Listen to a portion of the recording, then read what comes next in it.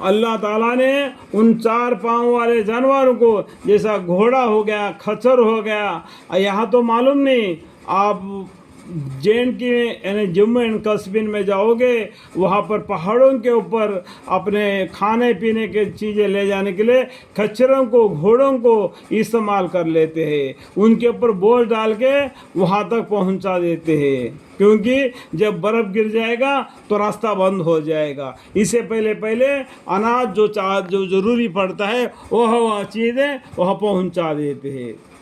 سمجھ میں آ گیا؟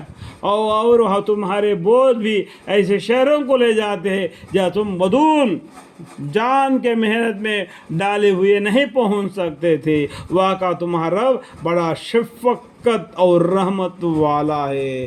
انسانوں کو کیا چاہیے کیا نہیں چاہیے اللہ تعالیٰ نے پہلے ہی بنا دیا، اس لیے بولتے ہیں اللہ تعالیٰ بڑا شفقت اور رحمت والا ہے۔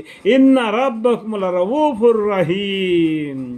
اور گھوڑے اور کھچرے اور گدھے بھی پیدا کیے تاکہ تم ان پر سوار ہو، اور نیز زینت کے لیے، اور نیز ذہنیت کے لیے بھی، اور ایسے چیزیں بناتا ہے جن کے تم کو خبر بھی نہیں۔ اللہ تعالیٰ ایسے چیزیں بنا دیتا ہے جن کو تم کو خبر بھی نہیں، وہ تمہارے لیے کیسا استعمال میں آ جاتے، جنگ میں، لڑائی میں، باقی زندگی میں گزارنے میں، اور تمہارے لیے کہا جاتے، اور ان کے اندر تمہارا ایک زینت بھی ہے۔ میرے پاس اتنا مال ہے، مطلب کہنے کا مطلب ایسا میں نہیں کہنا چاہیے، لیکن وہ ان کا دل میں آ جاتا ہے، میرے پاس اتنے کھچر ہے، اتنے گھوڑے ہیں، اتنا سواریاں ہے، اتنے بکریاں ہیں، اتنے یہ ہے، اتنا زمین ہے۔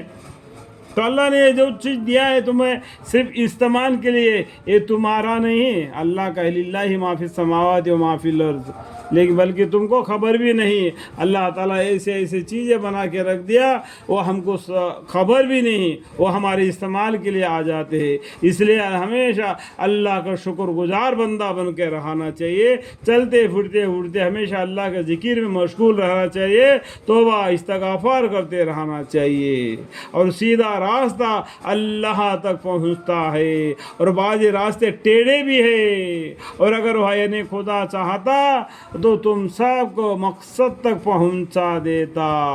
اس لیے اللہ تعالیٰ نے ایک امتحان میں ڈال دیا، یہ جو امتحان میں پاس ہو جاتا ہے اس کے لیے جنت ہے، یہ امتحان میں فیل ہو جاتا ہے اس کے لیے جہنم ہے۔ وہ ایسا ہے جس نے تمہارے واسطے آسمان سے پانی برسایا، یعنی اس کا یہ آیت کو دوبارہ پڑھتا ہوں، اور سیدھا راستہ اللہ تک پہنچتا ہے، اور بعض راستے ٹیڑھے بھی ہیں، اور اگر وہ یعنی خدا چاہتا تو تم سب کو مقصد تک پہنچا دیتا۔ وہ ایسا ہے جس نے تمہارے واسطے آسمان سے پانی برسایا جسے تم کو پینے کو ملتا ہے، اور اس کے سبب سے درخت پیدا ہوتے ہیں۔ دیکھو وہ ایسا ہے جس نے تمہارے واسطے آسمان سے پانی برسایا، مین برسایا، جسے تم کو پینے کو بھی ملتا ہے پانی، اور اس سے تمہاری کھیتیاں بھی اگتے ہیں، تمہارے لیے اناج بھی بنتا ہے، اور تمہارے مویشیوں کے لیے بھی اناج بنتا ہے، جانوروں کے لیے سب سے درخت پیدا ہوتے ہیں جن میں تم اپنے مویشی کو چرانے چھوڑ دیتے ہو، اور اس پانی سے تمہارے لیے کھیتی اور زیتون اور کھجور اور انگور اور ہر قسم کے پھل اگاتا ہے۔ اللہ تعالیٰ یہ سب ہمارے لیے کر دیتا ہے، اس لیے بے شک اس میں سوچنے والوں کے لیے دلیلیں ہیں، یتفکرون، سوچنے سمجھنے والے کے لیے اللہ تعالیٰ دنیا جہان والوں پر مہربان ہے۔